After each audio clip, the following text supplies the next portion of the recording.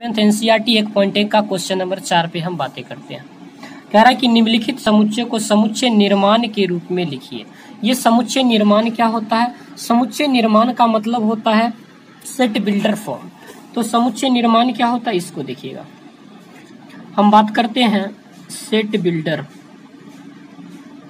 Builder form.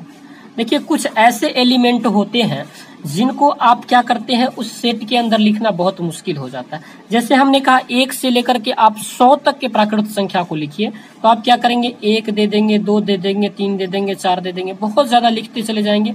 इसको लिखना इसके अंतर्गत क्या हो जाता है, बहुत ही ज्यादा मुश्किल हो जाता है।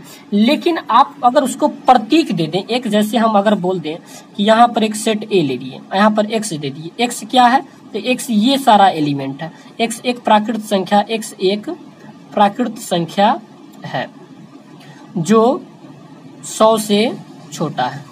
तो आप यहाँ पे समझ जाएंगे इतना ही दूर में x क्या है, 1 से लेकर 100 तक से छोटी संख्या है जो प्राकृत है।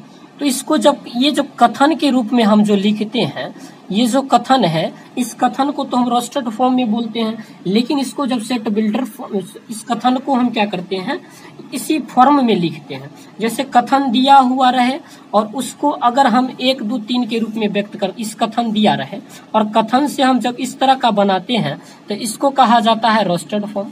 इसको क्या कहा जाता है, रोस्टेड या टेबुलर फॉर्म कहा जाता है। लेकिन अगर ये सारा एलिमेंट दिया रहे कॉमा लगा करके और उसको जब कथन के रूप में हम लोग लिख देते हैं तो उसको कहा जाता है भाई मेरे सेट बिल्डर फॉर्म कहा जाता है। तो इसको हम कैसे लिखेंगे, लिखते हैं कि कुछ एलिमेंट ऐसे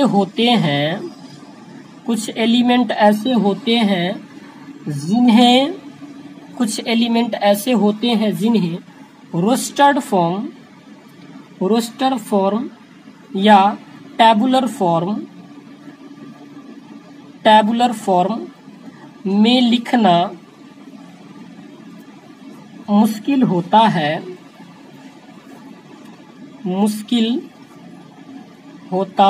है। ऐसे स्थिति में हम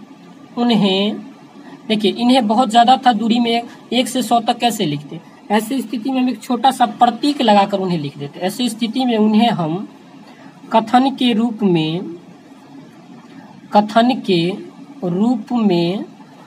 व्यक्त कर लिखते हैं। ऐसे स्थिति में उन्हें हम कथन के रूप में लिखते हैं, प्रतीक के द्वारा लगा कथन के रूप में या प्रतीक के रूप में लगा कर लिखते हैं। तो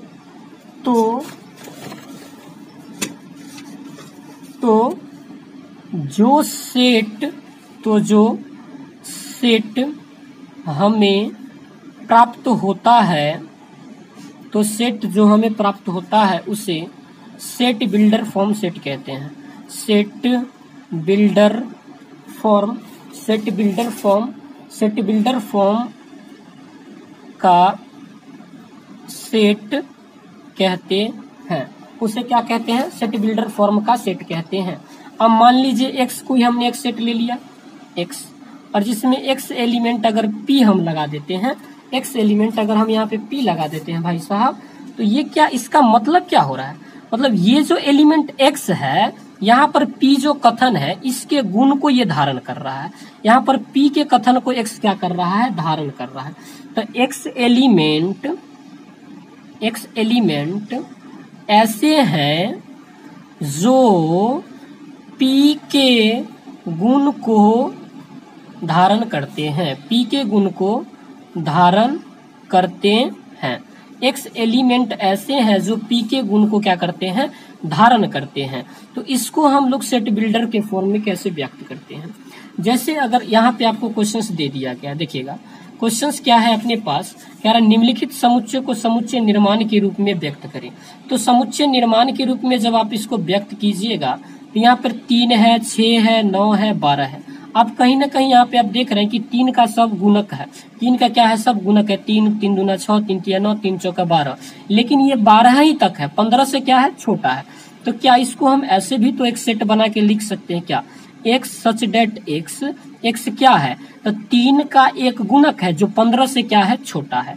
एक्स 3 का एक्स एक प्राकृत संख्या है जो 3 का गुणक है तथा 15 से छोटा है, तथा 15 से छोटा है। इतनी बात को अगर हम लिख दिए तो इतना लिखने का हमको कोई जरूरत नहीं पड़ा। देखिए इसको कथन के रूप में हम लोग व्यक्त कर दीजिए और यही तो आपका समुच्चय निर्माण कहलाता है। यही क्या कहलाता है भाई साहब, समुच्चय निर्माण कहलाता है। दूसरा क्वेश्चन आपसे ये किया गया है, 2 है, 4 है, 8 है और कितना है 16 है और 32 है। 2 है, 4 है, 8 है, 16 है और यह 32 है। इसको हम किसके फॉर्म में लिख सकते हैं? यहाँ पे देखिएगा ये पावर के रूप में चल रहा है। किसके रूप में चल रहा है भाई साहब? ये पावर के रूप में चल रहा है। कैसे पावर के रूप में चल रहा है? इन चीजों को देखिए, यहाँ पर 2 के पावर 1 लिख सकते हैं, ये 4 है तो 2 के पावर 2 लिख सकते हैं, 8 है तो 2 के पावर 3 लिख सकते हैं, 16 है तो 2 के पावर 4 लिख सकते हैं और 32 है तो इसको 2 के पावर हम लोग क्या लिख सकते हैं? 5 लिख सकते हैं। यानी 1 2 3 4 5 ये अल्टरनेटिव चल रहा है, लेकिन 5 तक जाके वो रुक रहा है। तो या क्या ऐसे सेट हम नहीं बना सकते कि एक्स सच डेट एक्स बराबर 2 के पावर n, एक्स का मान क्या होना चाहिए? 2 के पावर n होना चाहिए। 2 के पावर 1 हो सकता है, 2 हो सकता है, n का मान कुछ भी हो सकता है, लेकिन कुछ नहीं, यहाँ 5 तक दिया है तो क्या कहेंगे कि n बिलोंग्स किससे करना चाहिए? नेचुरल से। 1 2 3 4 5 किससे बिलोंग करना चाहिए? नेचुरल से। और क्या भाई साहब, तो n जो होना चाहिए वो 4 से छोटा या बराबर होना चाहिए, सॉरी 5 से छोटा या क्या होना चाहिए? बराबर होना चाहिए, लेकिन 5 से कतई बड़ा नहीं होना चाहिए। 5 से कतई बड़ा नहीं होना चाहिए। तीसरा क्वेश्चन आपका क्या दिया है, इस चीज को आप देखिएगा। तीसरा क्वेश्चन आपको यहाँ पे ये दिया है, 5 है, फिर 15 है, 125 है और फिर 625 है। यहाँ पे आप वही भी बात देख रहे हैं। क्या देख रहे हैं? यहाँ पे भी आप वही बात को ही देख रहे हैं। यहाँ पे देखिएगा आपको जो दिया हुआ फॉर्म है वो कुछ इस तरह से है, 5 है, 15 है, 125 है और 625 है। यहाँ पर आप देख रहे हैं कि 5 के पावर में चल रहा है, यानी 5 1 और 5 15 है क्या? 1 मिनट में क्वेश्चन देख रहा हूँ, सॉरी 25 है। यहाँ पे 5 है, 5 के पावर 2 है और 5 के पावर 3 25 होता है, 125 और 5 के पावर 4 यानी इतना होता है। अब क्या इसको हम कोई एलिमेंट मान लेते हैं? मान लेते हैं ये C है, X है। जिस तरह से आप यहाँ पे इसको देखे थे, जिस तरह से आपने यहाँ पर इसको देखा था, उसी तरह से अब हम इसको कर रहे हैं। तो आप यहाँ पे देखिएगा C is equal to x such that X क्या है? तो X के यहाँ देखिएगा, यहाँ पर हमने क्या 2 के पावर में चल रहा था। यहाँ देखिएगा यहाँ पे जो था ये जो था ये 2 के पावर में चल रहा था, तो यहाँ पे x इज इक्वल टू 2 के पावर हमने n लिया था। x इज इक्वल टू 2 के पावर क्या लिया था? n लिया था। लेकिन जैसे ही आप यहाँ पे देखेंगे तो ये जो है 5 के पावर में चल रहा है, x इज इक्वल टू क्या लेंगे? 5 के पावर n लेंगे। भाई साहब क्या लेंगे? 5 के पावर n लेंगे। लेकिन एक बात याद रखेंगे कि n का मान कहाँ तक जा रहा है?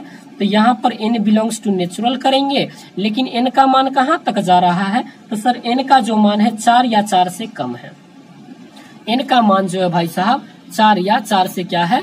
कम है। n का मान जो है 4 या 4, यहाँ देख रहे हैं 4 है लेकिन 4 से क्या है? कम है। अब आइएगा चौथा क्वेश्चन हम आपको समझाने का ट्राई करते हैं। चौथा है कितना?